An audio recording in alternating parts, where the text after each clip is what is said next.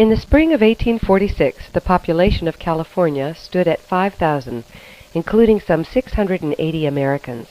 There were not enough Americans there to take control of the province, but the Mexican control over the area was tenuous. President Polk feared that California might fall into British or French hands. He sent Thomas Larkin as his confidential agent to communicate with Americans in California.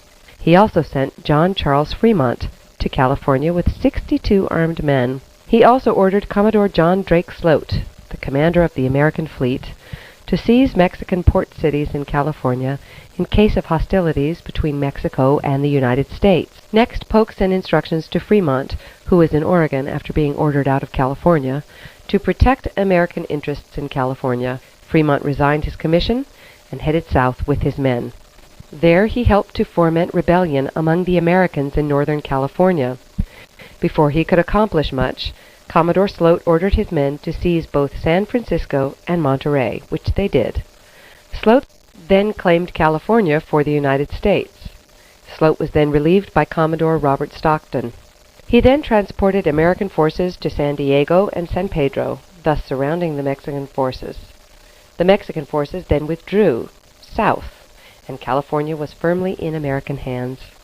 Stockton sent Kit Carson to Washington to appraise them of what had happened. On the way, he met General Kearny moving west. After reading the dispatches, Kearny sent 200 of his 300 men to Santa Fe, while continuing to California under the guidance of Carson. While Kearny was on his way to California, a counter-revolution took place against the Americans.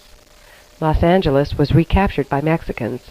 The Americans still controlled San Diego and Northern California, and Mexican control in Los Angeles was tenuous. In early December, Kearny arrived with the Army of the West. His troops were in terrible shape, but he decided to engage the Mexican forces. The results were disastrous. 22 Americans were killed and 16 wounded. Kearny's forces were extricated by Stockton. On December 29th, the combined forces of Stockton and Kearny marched out of San Diego to attack Mexican forces in Los Angeles. The Mexicans had 450 men, the same number as the Americans. The Mexican and American forces met at Bartolo Ford on the San Gabriel River, 12 miles from Los Angeles. The Mexicans were short of ammunition and were forced to withdraw.